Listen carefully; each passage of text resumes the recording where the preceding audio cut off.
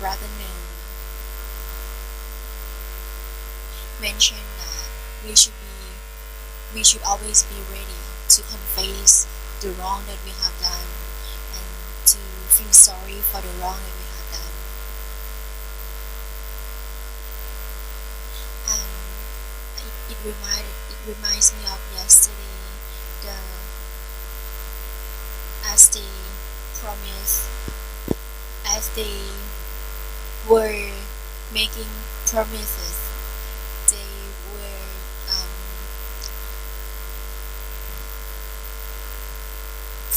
they were already saying sorry to one another even before the marriage. So I also would like to say sorry to Pam and also to our brothers and sisters and also to the Lord for the wrong that I have done. Actually, I have so many things in my heart to share with you.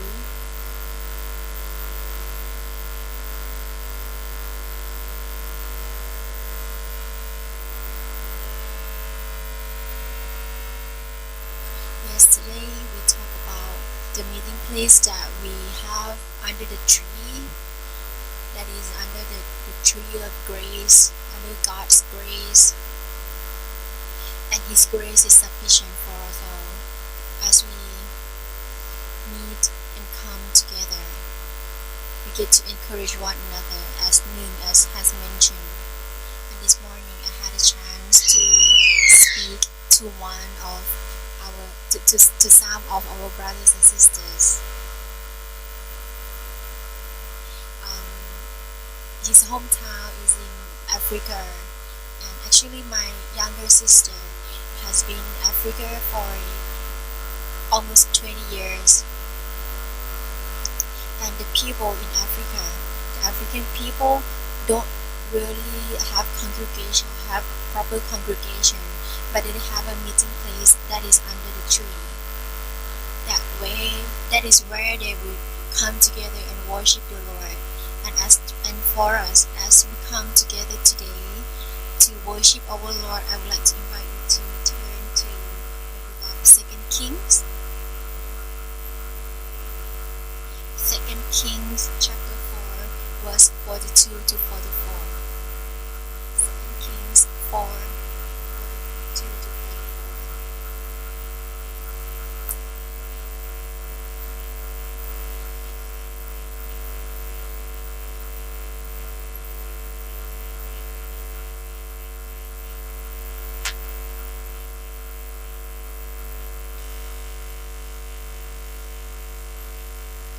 In 2 Kings chapter 4, verse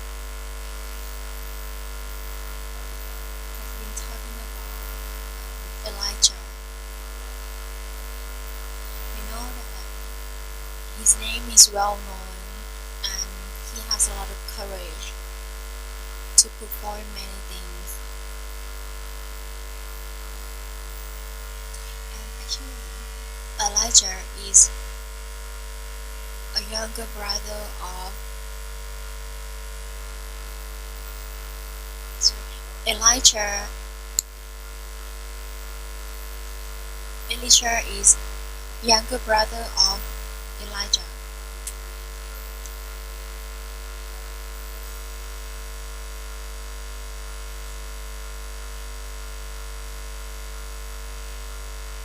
And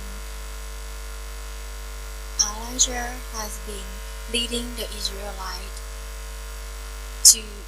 for many years, and after that Elisha take on the task after that.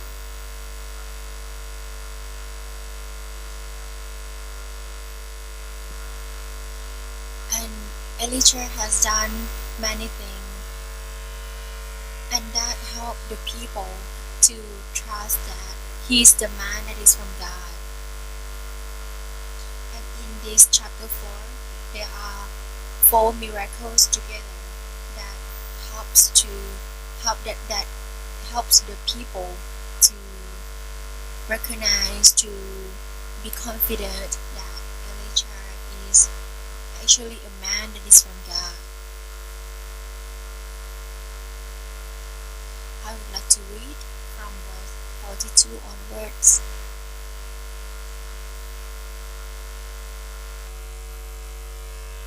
Before that, let us have a look in verse 38. Once there was a famine throughout the land.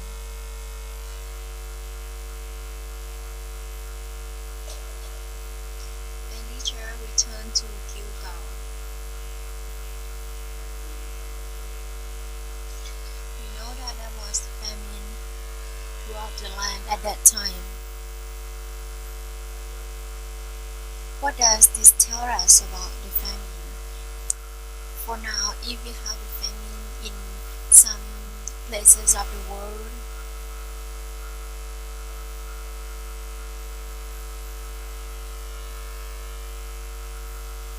in the land of Texas, the United States, in some places we have the famine because the rain doesn't rain for many months, and when we don't have the rain, we could encounter famine. And we know that at that time in Israel there was famine.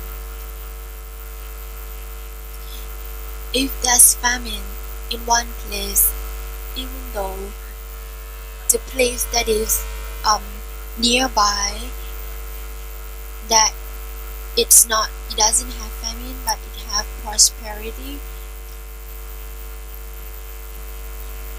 that is possible. It's possible for the Lord to bless one place with prosperity but another place with famine. For that is just so ordinary, just like in people's life.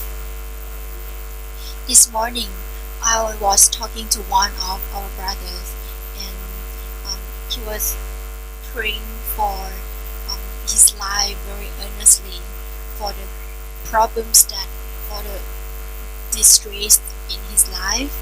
But at the same time, if we look to the life of another person, he's living his life peacefully. So we could see the differences in our lives.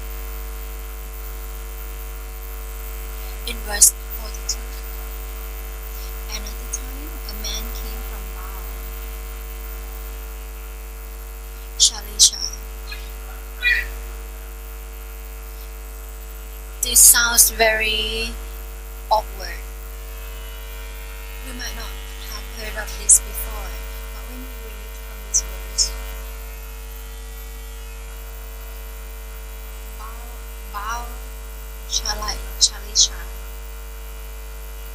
When we read up to here, is there anything that strikes in your mind?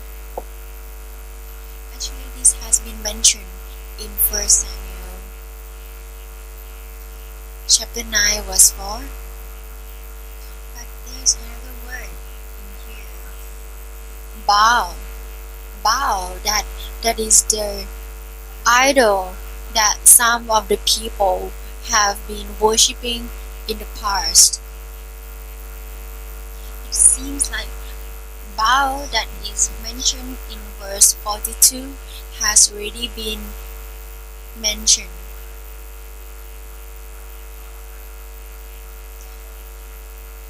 And it seems like this place, this location, has been named after the name of Baal. Isabel, who is a queen of Ahaz, and Isabel has been opposing against God, opposing against Elijah, and she isn't happy about the prosperity that God has brought. When we read the name of this town, we could assume that this is a town that is following and worshipping Baal, and this is not a good town. So in verse 42, and at the time a man came from Baal Shalishah, bringing Elisha 20 loaves of bread. We read in verse 38, we knew that this time there was a famine throughout the land.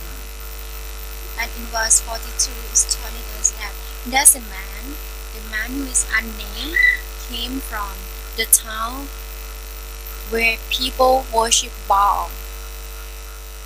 And we know that this man is bringing Elisha 20 loaves of bread.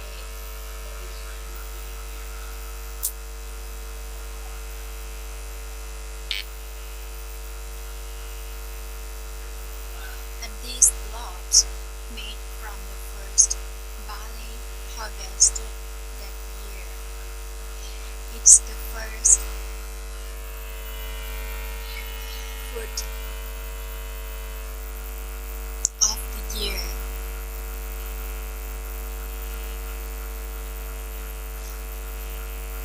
Last Friday I woke up pretty early and I had a chance to walk to Lumpini Park.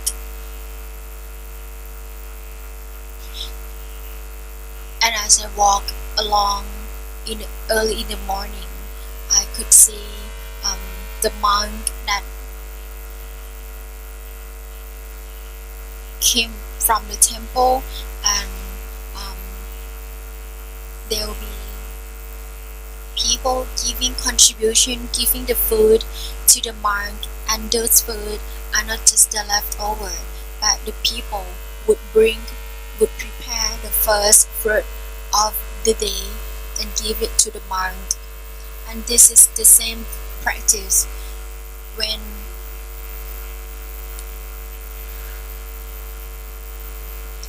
people offer and give the first fruit that they have harvested to the Lord as an offering. You could give either the first son or the first harvest, the first fruit of their life, and give it as offering to the Lord.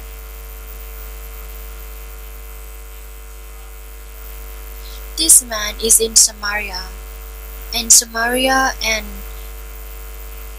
Jerusalem is pretty far. For someone to go to Jerusalem to go to the temple, it would be abnormal for them to do so,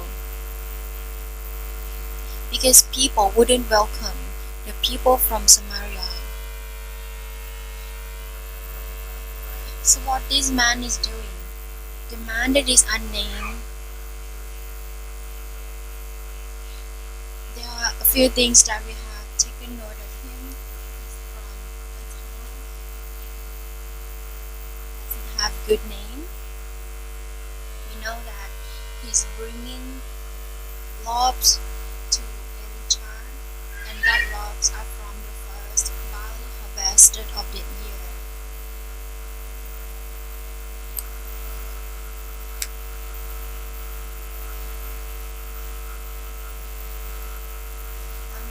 For 20 loaves of bread, if you think that is a lot, if we prepare just 20 loaves for yesterday wedding, do you think that would be enough? I myself and Pam, we ate about 20 pieces of cake yesterday, so I don't think that 20 pieces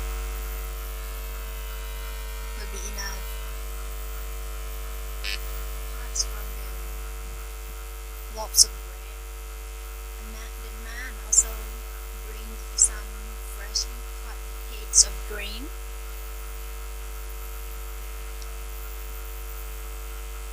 What comes into your mind? Loaves of bread and heads of grain. Do you think that it's similar, or is there anything related to this? For the bread is ready to eat, and you cannot leave it for too long. You cannot keep it for long. But for the grain can be kept for long. That's something that we could tell about this man. That as he intentionally prepared the bread and the grain, he's very it has been carefully thought that he wants to prepare the thing that can be eaten at that moment, and also he prepared the grain that can be kept for the future, that Elisha would be able to live with this food for some time.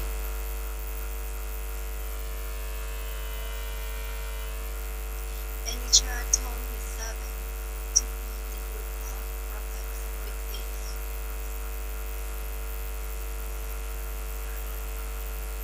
As this man came and bring food to Elisha, other men, other prophets didn't have the food.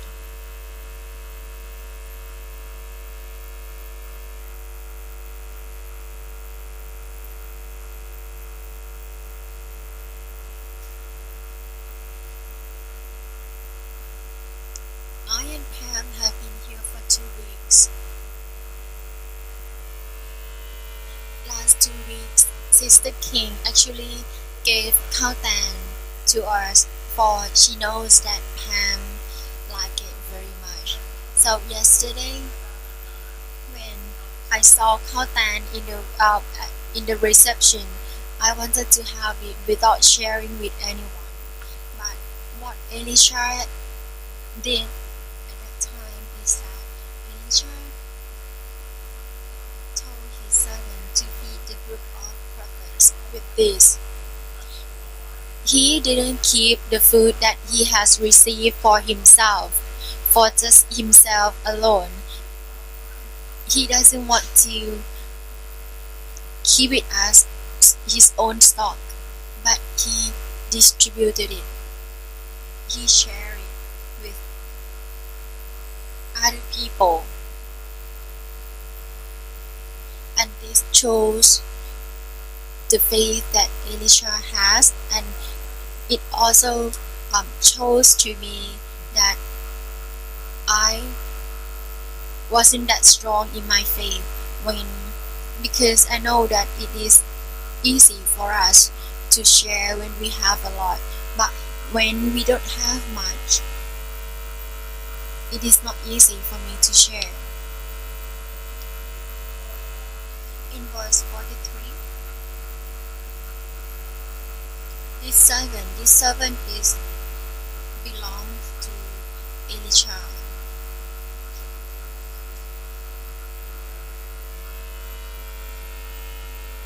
And one of the servant of Elisha named Kahatsi, but we do not know if this is the same servant.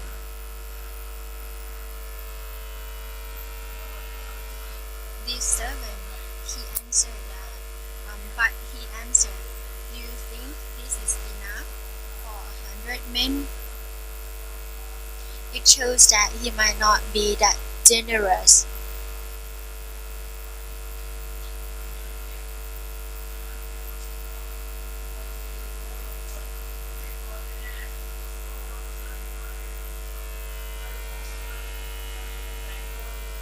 He might feel that we didn't have enough and we received just this portion. Shouldn't we keep for ourselves instead of sharing with other hundreds of people? Sometimes when we intend to do something good, there will be another person, there will be some voices, some noise that is trying to disturb or tries to interrupt our good intention to do the good thing. Have any of you encountered something like this? Just like Elisha, when he doesn't care about the food that if he would have for the future. He wants to share it with other people instead of keeping for himself in the future. And now there's a noise that is trying to interrupt him. This morning I shared it to one of the brothers. I encourage him not to pay attention to some noise that is trying to interrupt, trying to distract us. Let us be more focused in the Lord. But if the noise that is that is giving a warning to us is from a man of God, is from a man who loves the Lord, is from a godly man, then it is a good time for us to rethink about it. But if it is just from someone who is just trying to distract us away, let us be focused in the Lord.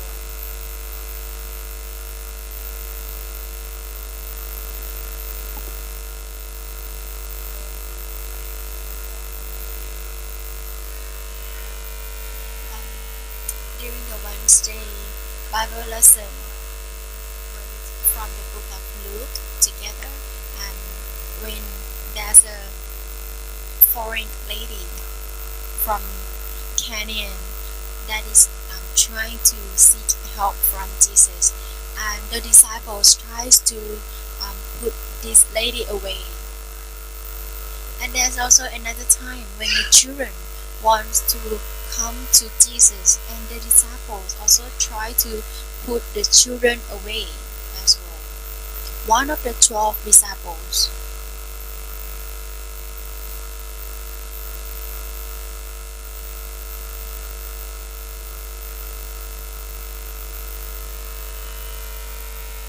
has the habit of taking the offering to use for his own personal use, and that is Judas.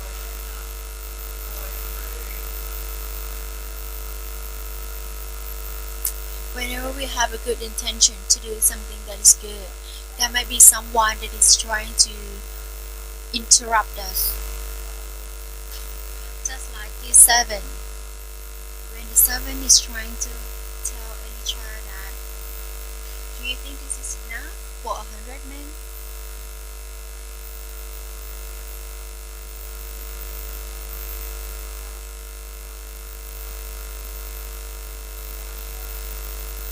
Elisha replied, give it to them to eat, because the Lord says that they will eat and still have some left over.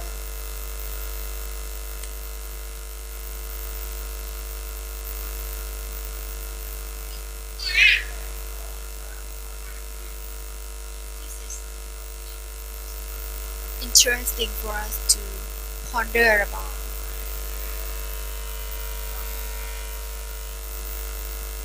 That even when the servant came to interrupt the good intention of Elisha, the way that Elisha replied is not different from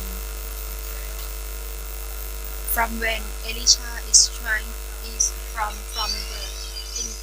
the first intention that Elisha has. But he replied even more than his first intention, because he is confident that the Lord has prepared this for him, and also has prepared this for them as well.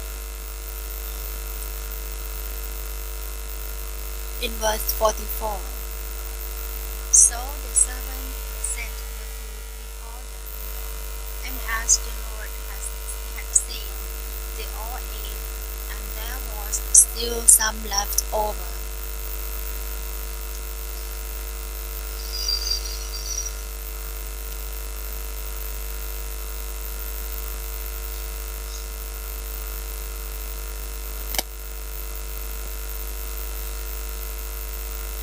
Elisha has a plan,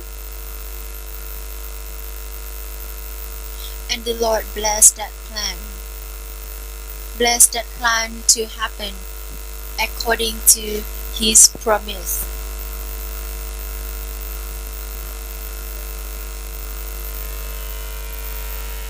As we read in verse 44, that the food is enough for hundreds of men, and there was still some left over. Do you think if the servant have any idea about this after we saw that there was still some left over? The servant might feel sorry.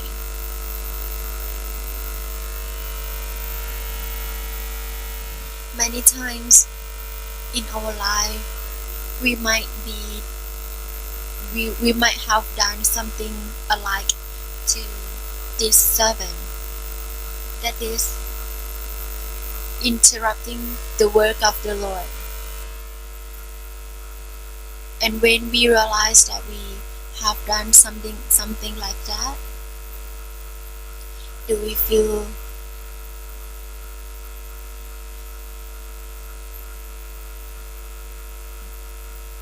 we realize the things that we have interrupted with the work of God?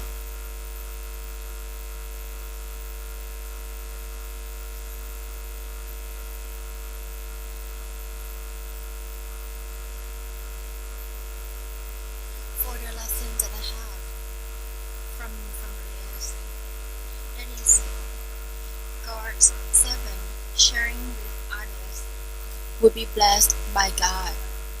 The more that we have received, the more that we should give. The more love that we have received, the more love that we ought to share with other people.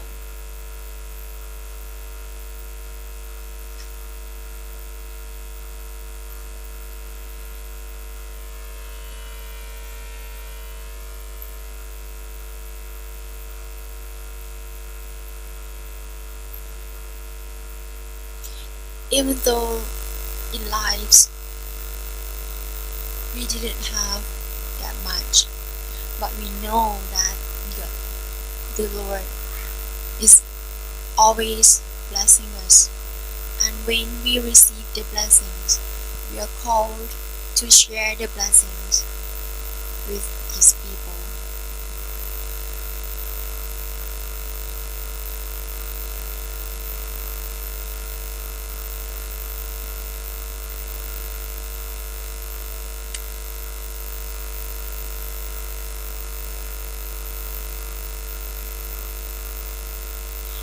And many times the blessing that is from God might be from the way that we have never expected for. Just like this man that is bringing food from Baal Shalishah. It's not the town that is well known. It's not the town with a good name. In lives as well, for the praise that we have been praying for, the answer that God gave might not be according to what we have in our mind. He might be saying no to what we are expecting for, but there will be a yes in the way that He has prepared for us. If He is not using us for this task, He might be using us for another task. Let us not be too surprised when God didn't answer us in the way that we were expecting. And as the servant was interrupting Elisha, Elisha remains confident and has the courage to following on and making the promise of God to happen.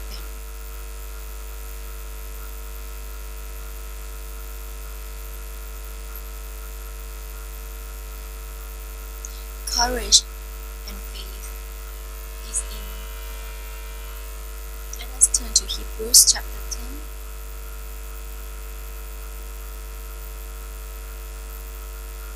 This verse was reminded to me when Brother Nung was talking about encouragement. Hebrews 10 verse 24.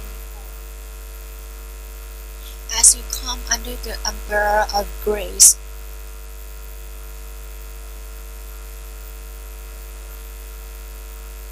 in verse 24, let us be concerned for one another, to help one another, to show love and to do good.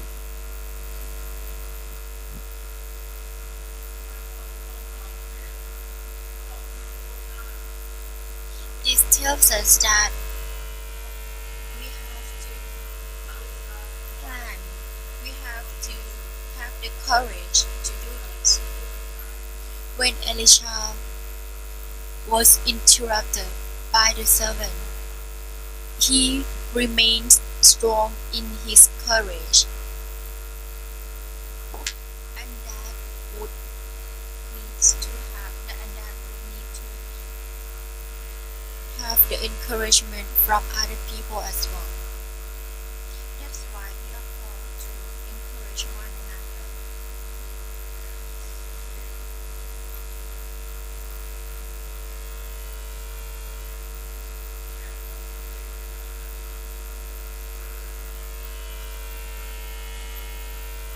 And this year, the theme of NBA is Spurs.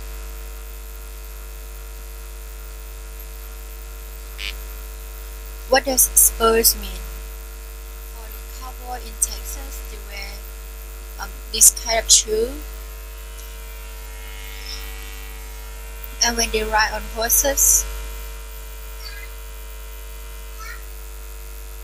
they have this kind of tool that will try to speed up the horse.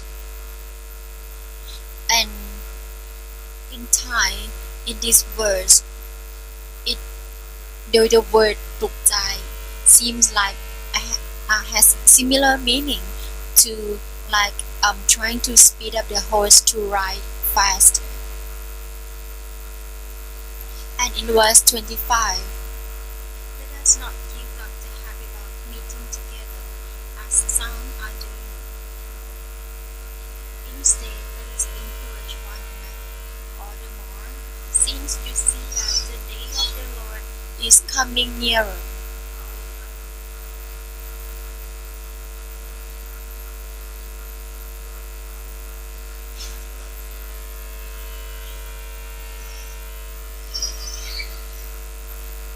And the intention of encouraging one another has the intention for us to be drawn closer to the Lord, for us to have a close relationship to the Lord. And in the life of Elisha, he has done good in his life in sharing the blessings of God with other people.